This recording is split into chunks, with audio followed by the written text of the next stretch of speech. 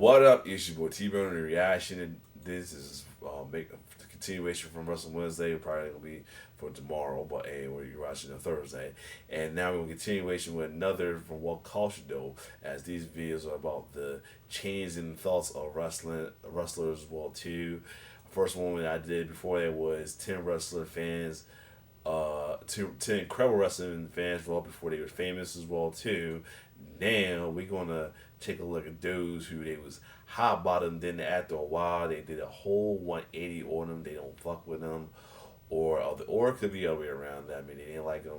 Or it could be still that they didn't like them and now they like them, something like that. So 10 wrestlers that fans did a complete 180 on. So without further ado, this is again for What Culture. Let's get it. First impressions are important, but damn it, they are not everything. Because so many times a wrestler has debuted or turned up on a brand new show, and we as fans go, ugh, I don't like this individual. And then they come up with a promo or have an amazing match. We're like, oh, with such silly billies, they were actually brilliant. Do not forget, though, that this can go the other way, too. You can put somebody on a pedestal, and then they let you down. Yep. So shall we run through some people that have achieved both of these directions? So it is both. So it is both. We shall. So it's on. Now, So it's both ways. So one, yeah, they was hot. They was hot, and but then they turned on. Then they where they don't. They not care about it because of backstage, because of outside.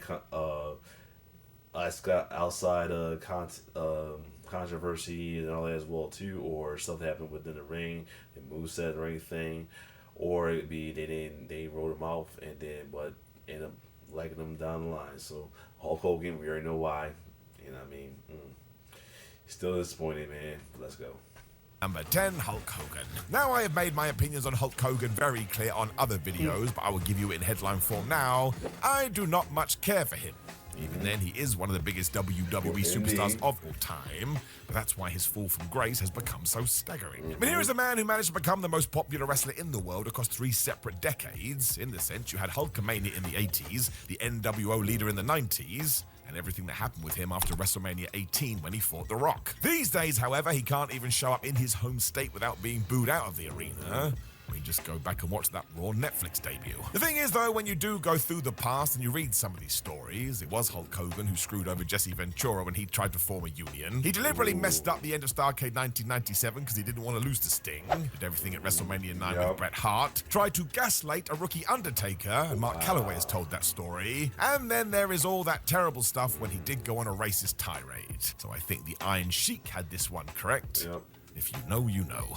Number 9, Ronda Rousey. Yeah. Now, this is a story that is out there, and I'll be honest with you, I'm one of these fans that can't really make heads or tails out of it. I understand that Ronda Rousey's second run in WWE didn't live up to the first, but it just got so toxic, man. I don't like that word, but let's not forget that eventually Ronda Rousey came out and said, "Flub these fans, dude." She was really annoyed. Now, that is never going to help because if you are playing a heel on wrestling TV, you do need to try and lean into these things. And it kind of feels like it all started at the Survivor Series 2018. Shortly after Charlotte Flair had unleashed a vicious post-match beatdown on Rousey, all of a sudden the audience started to cheer the Queen, and well, they essentially heckled Ronda. To this day, it doesn't really make much sense why we chose this moment to do this, but from this point, we never really got back to where we were when she debuted at WrestleMania. It then got super bad because, yes, her performances weren't living up to expectation, and she left the WWE. And look, do not get me wrong, go back to that Mania segment when The Rock did bring her into the ring. People went absolutely crazy, man.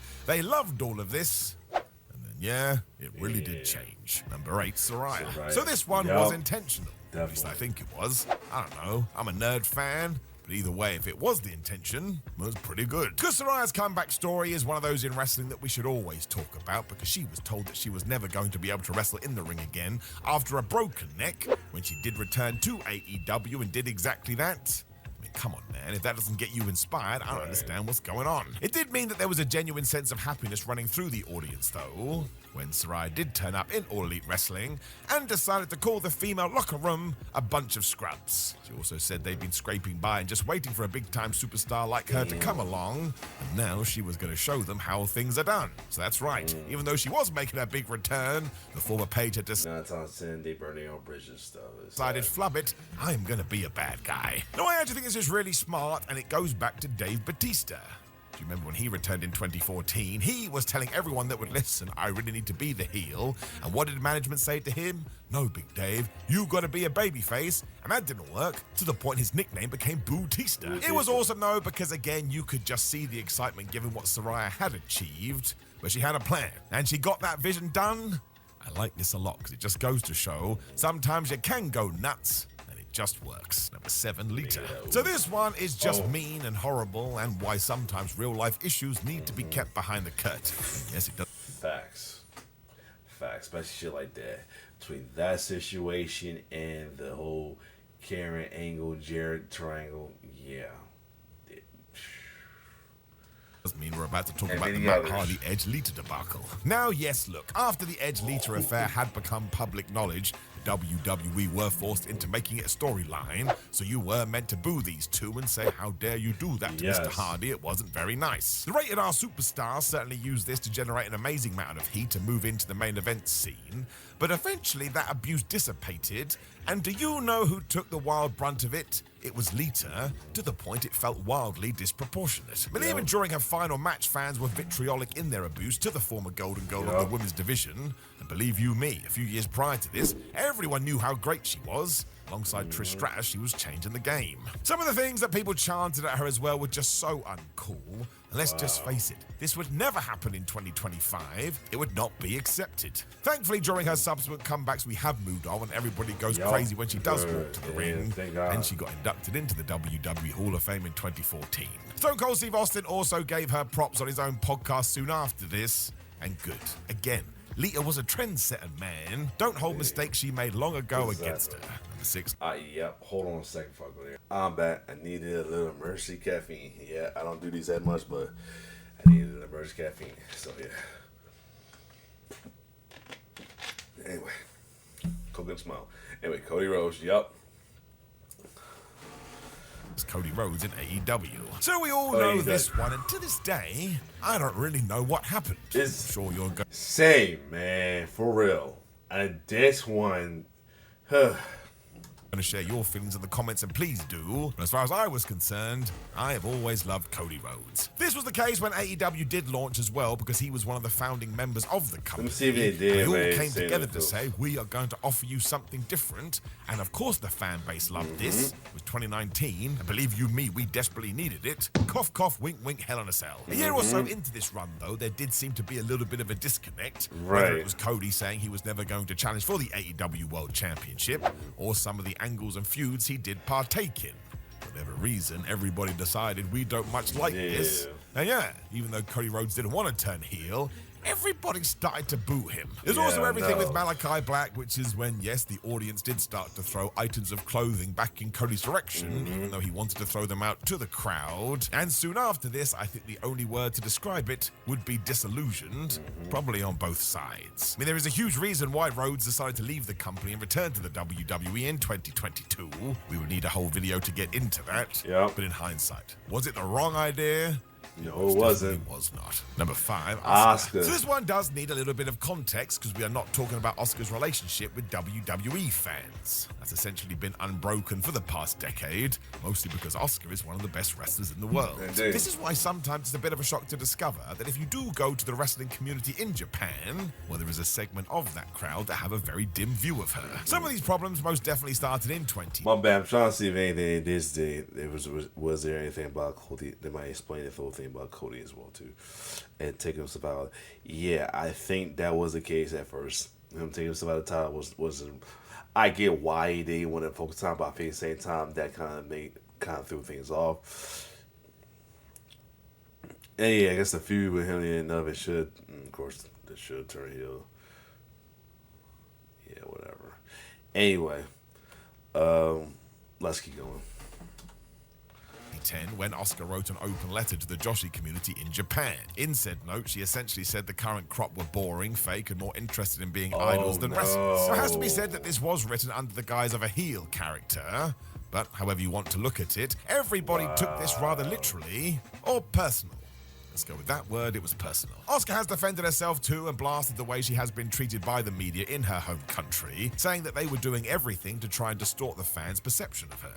As an example, Asuka pointed out that after she became a champion in WWE, one prominent Japanese publication asked its readers if they really believed her to be worthy of the honor. I mean, that's just not fair. Fortunately, all of this did kind of sort itself out during WWE's latest tour of Japan. Asuka went on her YouTube channel and said she was hugely moved by the overwhelmingly positive reaction she did receive from her fellow countrymen and women, as mostly all the negative backlash provoked by the Japanese media was washed away. That's good. That's good. Don't really need to do that. But But as it does was turn like out, that. if you were a hater of Asuka, well, you weren't ready. Number 4, Baron We already Corbin. saw Now, that this one. one still gets me, and we have talked about it on many a video. Yep, Baron we went Corbin in. was just put in a very unfair position. Because if you do go through his 12-year stay in WWE, that man did everything to make himself more of a star, including everything with Sad Corbin. Don't tell me that any individual could have made that work as well as he did. He was funny, he had emotion, and if we had taken it all the way to a babyface run, well, damn it, it would have It worked. would've. The issue was that in 2019, he was used as a scapegoat for everything, as the authority had no idea what he was doing, and he was told that he was going to be Kurt Angle's retirement opponent when Angle went out at WrestleMania 35. Now, there was no story to this, there was no build, and Vince McMahon just picked him out of nowhere, because pretty again, much. everybody relied on Baron Corbin during that time. And while it goes to show that the man was Teflon and could do whatever you asked of him, nobody would have been able to survive this. Not even Stone Cold Steve Austin. It was just too much. What eventually sucked is that he did go back to NXT, totally reinvented himself and got himself back over with the crowd Yeah, he before did. for some reason WWE decided to let him go. This one will never make any sense, and in terms of doing a 180, that's not me, man. Baron Corbin rules. Number 3, Britt Baker. Oh, yeah. So this one requires more information than we do have, but again, if you do go out into the internet wrestling community,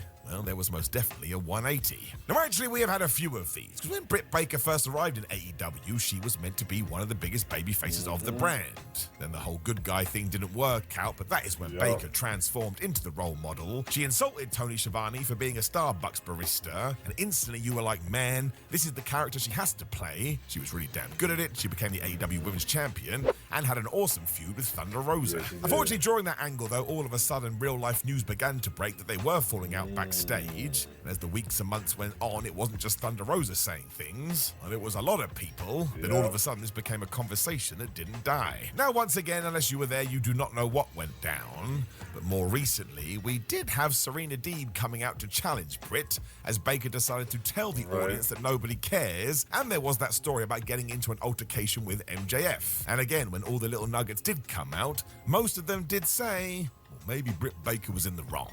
Sadly for all of us, there is now even more evidence to this, because we haven't seen Britt Baker back on TV since then, as I am talking to you. So look, I Yeah, there's been rumors that she might be coming to WWE soon. Who knows? do think we need to sit on this one, but given that she was the golden goose only 3 years ago, well, something has most definitely changed. Number 2, Randy Orton. So let's just get the headlines out of the way. Randy Orton is most definitely one of the greatest wrestlers of his generation. You do not have all of your peers going, oh my gosh, Randy, he is Facts. so good. Unless you're really, really good, he may not be for you, but quite clearly he knows what he's doing. The thing is, though, ever since he did break in, there has just been so many stories about what he was doing behind the scenes. That kind of clouded fans' opinions of the man. I also think there was a contingent of people that just thought he was being overbooked because of how he looked.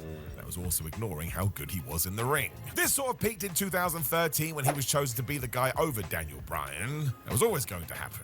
If you put anybody in the ring with Daniel and you didn't put Bryan over, well, people got super duper mad. This is why when Orton did start teaming with Matt Riddle, you could feel there was a sea change. They were so funny and they were so good together and had so much chemistry. All of a sudden, the WWE audience was like, oh man, this Randy Orton. He is a lovable grump. I do believe I'm going to like him again. Unfortunately, soon after that, Randy Orton was on the shelf for 18 months and basically told he had to retire. When he fought through all the rehab, he sorted out his back. And my gosh, did he make a triumphant return to the Survivor Series in 2023. Now, you never want anyone to go through such hardships, but I do think it reminded the crowd, oh yeah, we miss Randy. Let's never take him for granted again. And for the last 2 years, we haven't done that, and believe you me, that wasn't always the case, and he will go into the Hall of Fame one day, and it absolutely will be the right thing. Number 1, Boy, John Cena again. I mean, who else could Crazy you why John Cena was the number one on the last video. He's number one on this one. put at number 1? John Cena essentially made this his gimmick, and it was one of the craziest things that we have ever seen. Because it is important to remember that John Cena was essentially taking the mantle from Stone Cold Steve Austin and The Rock. He was chosen to be the brand new hand-picked guy after Brock Lesnar left from nowhere. Yeah. And yeah, at first everyone was like, oh my gosh, we love John Cena. He's so funny as the rapper. When he became the never give up version of his character, and my gosh, it was an utter roller coaster. This was underlined by the fact we had dueling chants such as Let's Go Cena and Cena Sucks. And after a while, that became a battle within the crowd itself. You would have the female voice and the young voices telling you how much they love Big John, whereas the more adult male voice was like, no, we think he wins everything.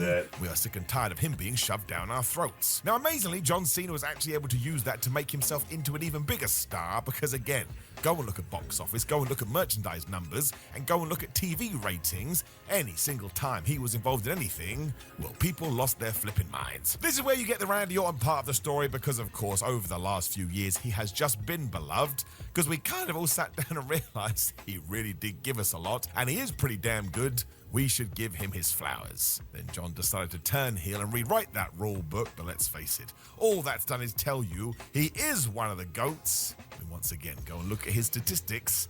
I don't think you can argue it. Know of any other wrestlers that did a mad 180? Then please do let us know. Yeah, this was good though. It's crazy how they ended up being the same number one from the last video though. So yeah, shout out, you know, I don't fuck with it right now. Let's you turn back face him. Other than that, if you like my reaction to this, like, share, subscribe to my YouTube channel. It's your boy T-Bird signing off. One love.